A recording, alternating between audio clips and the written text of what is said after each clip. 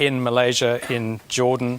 What do you think of this idea of it being relatively safe? These guys living in Malaysia and Jordan, they're refugees, they're illegal.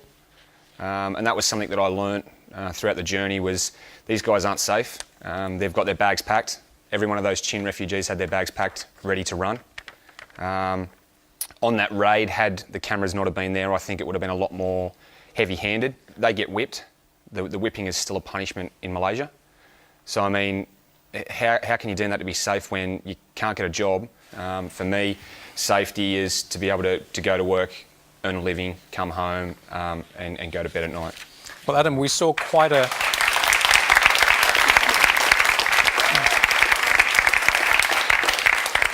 We saw quite a shift in your position during this program. Let's take a look at your journey.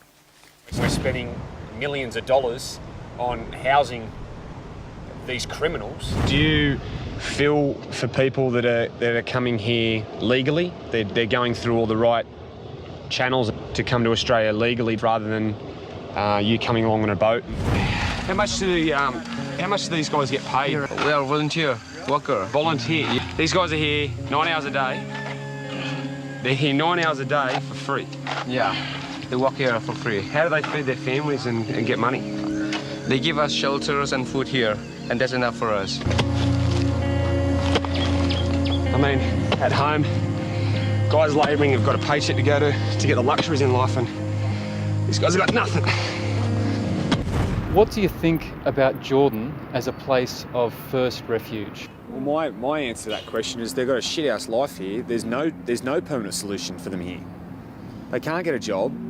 They've got very, very limited health care. They're still illegal. Their status is still illegal here. They can't go home. They're in no man's land. They've got nothing. You said last week that you would get on the boat.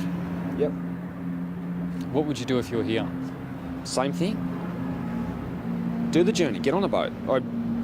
I wouldn't live in this. If I had to go and spend 3, 6, 12 months in a detention centre, well, if there's the glimmer of hope that I'd be getting out of this hole, well, of course I would.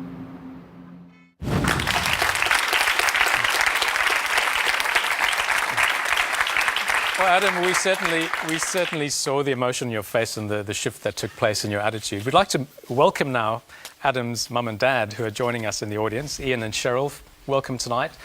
What was going through your minds when Adam said he was going to be part of this program?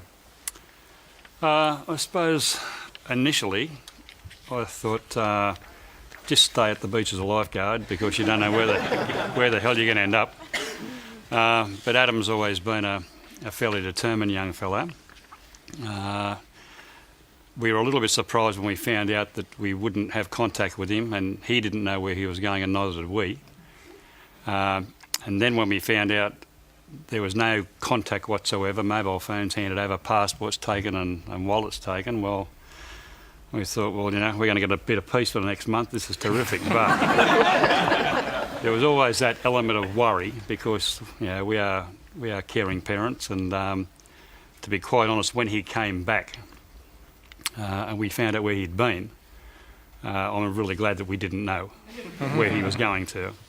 Because Cheryl, a few anxious moments for you. What did you feel when you watched the program and saw what they really did go through? I was really worried. Like, even though he'd come home safe, it was still the places and things that he saw. It was terrifying, really, to me. Mum said she sat on the corner of the seat in the third episode, still panicking that I'm not going to come home, and I'm sitting next to her.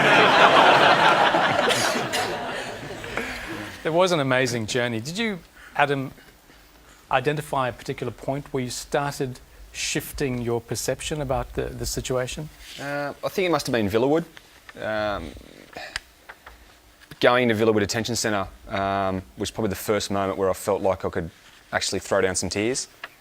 Seeing the desperation on the refugees that were in there that were just living on a little glimmer of hope, I thought, gee, there's something definitely wrong here.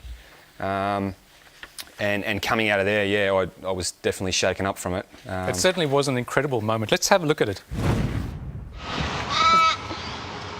Shook me up a bit, a little bit of a reality check, actually. The guy I was speaking to is on his third attempt. If he gets denied, he's definitely not going back to. He can't go back to Iraq, so it's suicide for him. So yeah, to hear that sort of stuff just sort of knocks you about a bit. You know, this bloke's opening up and telling me his feelings, and I was asking him sort of about the problems that they have at Christmas Island with outbreaks of rioting and that sort of stuff, and he said that that's not far off happening here, which was another reality check. He basically said that these people are on their third and final appeal, and if that fails, that there's no other way. They don't want to go home, so this is why they're actually doing the things they're doing. So not a lot of people actually know that was filmed about a month prior to what happened at Villawood. So the prediction actually came true in the end. So the prediction actually came true. We have a slight twist in the tale here, and that Adam's brother is with us as well. Ryan, welcome to you. Thanks, You, by some strange coincidence, were directly involved in that situation. Can you just tell us what your involvement was? Yeah, Anton, I'm a firefighter, so I was actually on shift that night, and I got a call about midnight to Villawood Detention Centre, and turned up and saw what we saw. It was pretty amazing. When we got there, you could see large volumes of smoke and flames coming out of there. Yeah, just to be there and then to learn, I suppose, the next morning when I spoke to Adam that he'd predicted it, I just got chills down my spine. I couldn't believe that he'd predicted it and then this had actually happened. Do you think the discussions you had with your two sons changed your views about asylum seekers? Yes, I've always had fairly firm views on it. I do think that there are too many boats coming here. I do think that, but I don't think it's wholly and solely the fault of the people that are trying to get here. I think our government has to do a lot more to try and sort this out. I just don't think they're on the right path. Had I have been on Adam's journey and gone with the rest of the people here, I would say there was a pretty high possibility that my opinion would have changed. Well, plenty more to talk about. The debate around go back to where you came from last week was inescapable. But one person copped it more than any other of our six. And